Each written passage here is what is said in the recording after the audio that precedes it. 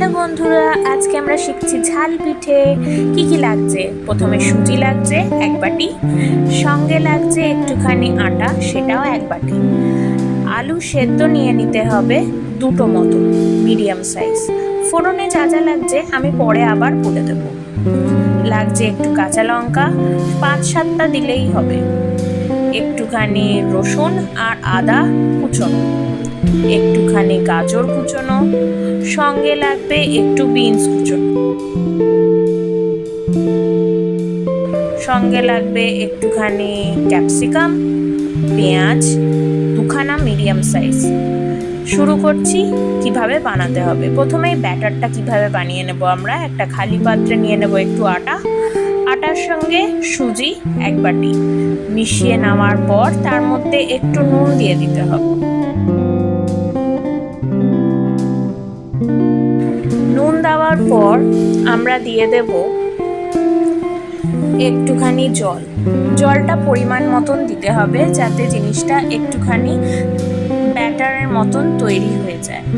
ব্যাটারটাকে at least 10 minute মেশানোর পরে রেস্ট দিতে হবে যাতে সুজিটা ভালো করে ফুলে উঠতে পারে। সুজিটা ফুলতে কিন্তু 10 মিনিটের বেশিও হতে পারে। যদি গরম জল ইউজ করা হয় তাহলে তাড়াতাড়ি ফুলবে।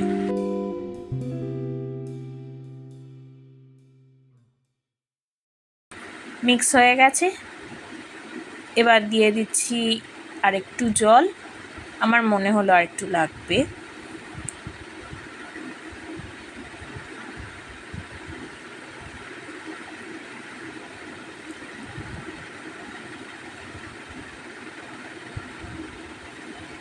ব্যাটারে যাতে কোনো লাম্পস না থাকে সেটা কিন্তু আপনারা একটু কাইন্ডলি দেখে নেবেন।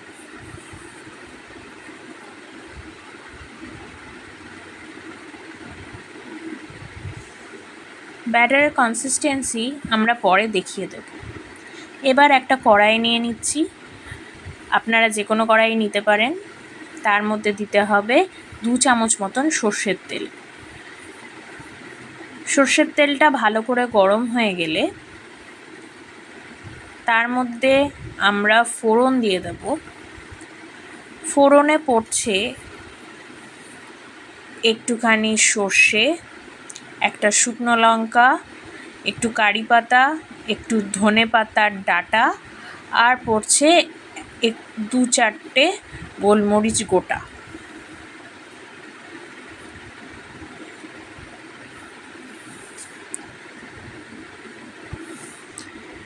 ভালো করে ফোড়নটা ভাজা হয়ে গেলে, একটু ভাজা ভাজা হয়ে গেলে সঙ্গে দিয়ে দিতে হবে আদা রসুন কুচোনোটা।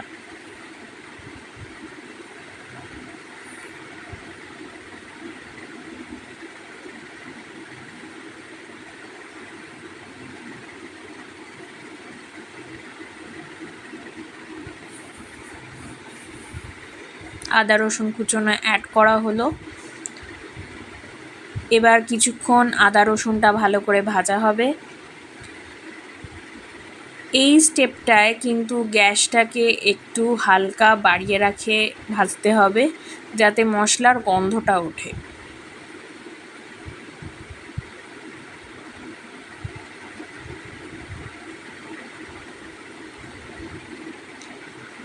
ভাজা হয়ে গেলে রসুনটা দেখেই বুঝতে পারবেন যে আদা রসুনটা লাল লাল করে ভাজা হয়ে গেছে, তখন মশলার গন্ধ উঠতে শুরু করেছে।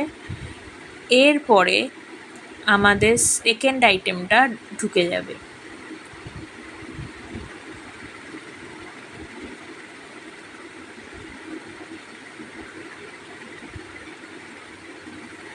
সেটা হচ্ছে লঙ্কা। ঝালের জন্যে লঙ্কা তো দিতেই হবে। এখানে আমি 5 থেকে 7খানা বড় কাঁচা লঙ্কা ইউজ করেছি। তারপরে দিয়ে দেব পেঁয়াজ 2খানা মিডিয়াম কাটা,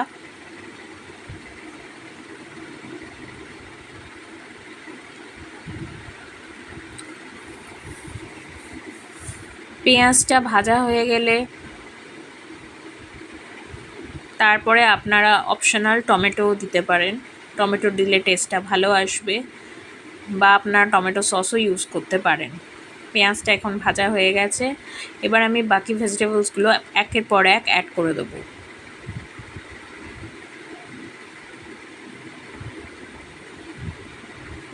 ফার্স্ট গাজর,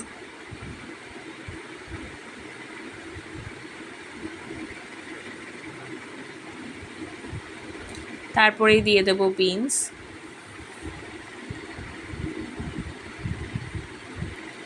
তারপরে ক্যাপসিকাম,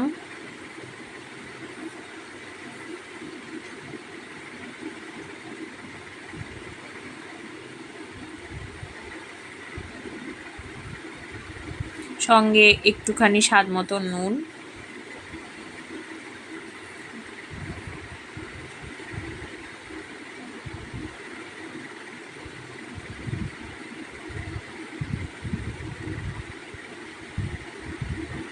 আর পড়বে গরম মশলার গুঁড়ো।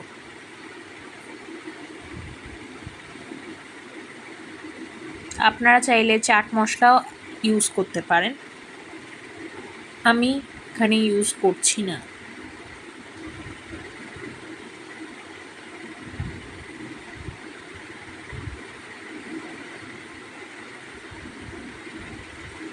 ভালো করে জিনিসগুলোকে ভেজে নিতে হবে। আমি যেহেতু তেল খুবই কম দিয়েছি, তাই জন্যে এই জিনিসগুলো ভাজার জন্যে আমার একটু জলের প্রয়োজন। আমি একটু জলও দেব, যাতে জিনিসগুলো তাড়াতাড়ি সেদ্ধ হয়ে যায় আর তেলটা বেরিয়ে আসে।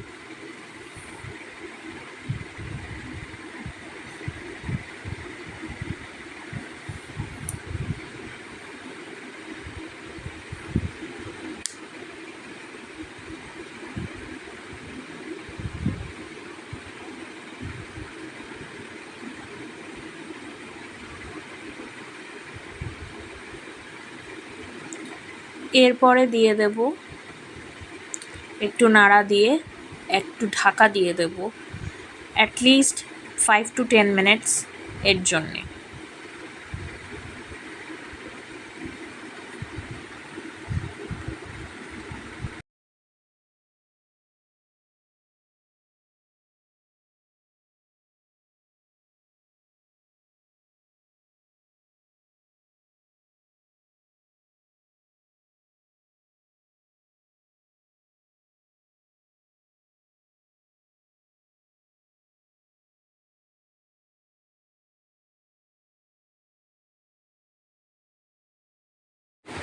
একটু নাড়াচাড়া করে ঢেকে দেব আবার পুরোপুরি সেদ্ধ হওয়ার জন্যে অ্যাটলিস্ট 5 থেকে 10 মিনিট। সেদ্ধ হয়ে যাওয়ার পরে সবজিগুলো দেখতেই পাবেন যে মজে গেছে পুরো। সবজিগুলো ভালো করে নাড়া দেওয়ার পর আমরা আরেকটা আইটেম অ্যাড করে দেবো, সেটা হচ্ছে সেদ্ধ আলুটা, যেটা আমি ভালো করে স্ম্যাশ করে রেখেছি। 2 মিডিয়াম সাইজ আলু নেবেন, সেটা আপনার পরিমাণ অনুযায়ী যে কতটা পরিমাণে বানাচ্ছেন। আমি অ্যাটলিস্ট এই মিশ্রণটা দিয়ে 10 থেকে 15খানা পিঠে বানাতে পারবো, সেই হিসেবে আমি 2খানা মিডিয়াম সাইজ আলু নিয়েছি। আপনারা আলু বাড়াতে কমাতে দুটোই পারেন। আলুর সঙ্গে আপনারা একটুখানি পাউরুটির গুঁড়োও দিতে পারেন, আমি এখানে ইউজ করছি না, আপনারা চাইলেই ইউজ করতে পারেন, তাহলে জিনিসটা একটু মুচমুচে খেতে হবে।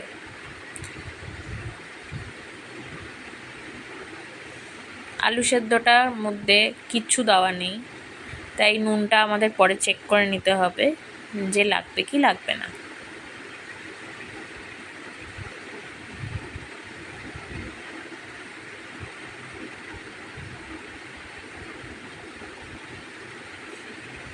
ভালো করে মিশিয়ে নেবেন।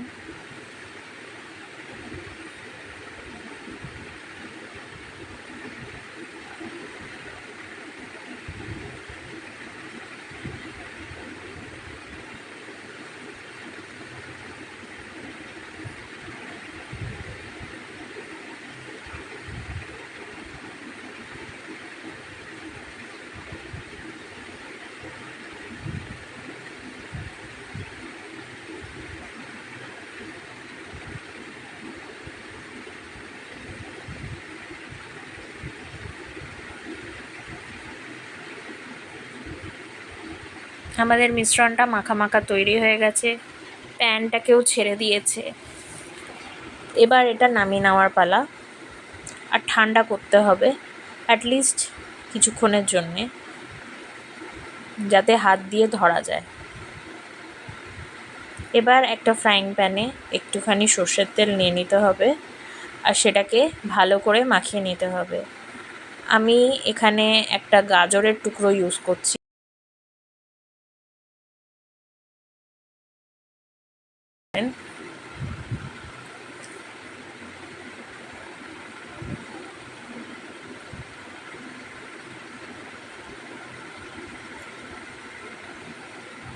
ভালো করে তেলটা স্প্রেড হয়ে গেলে তারপরে আমাদের ব্যাটারটাকে দিয়ে দিতে হবে।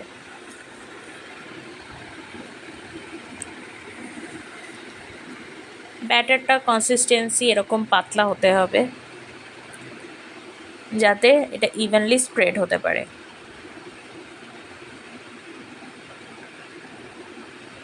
ভালো করে পুরো ফ্রাইং প্যানে নাড়িয়ে নাড়িয়ে জিনিসটাকে স্প্রেড করে নিতে হবে। এরপর অ্যাড করতে হবে সেই মিশ্রণটা।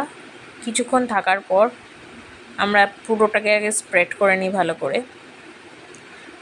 করে যতটা পারেন পাতলা করে রাখার চেষ্টা করবেন।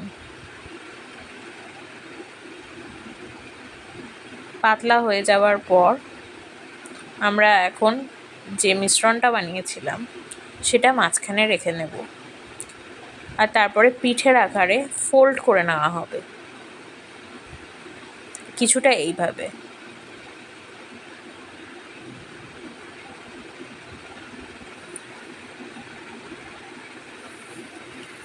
এই স্টেপের মধ্যে আপনারা চাইলে চিজও ইউজ করতে পারেন, কিন্তু আমি ইউজ করছি না।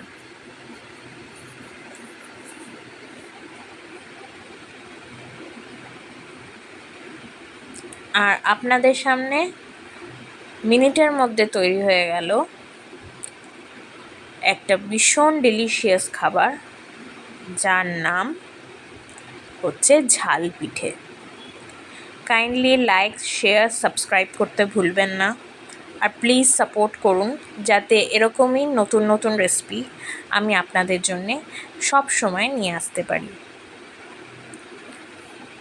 আর প্লিজ কমেন্ট বক্সে আপনাদের রিপ্লাইটার জন্যে অপেক্ষা করব যে কীরকম লাগলো এই ঝাল পিঠেটা। Thank you and visit again.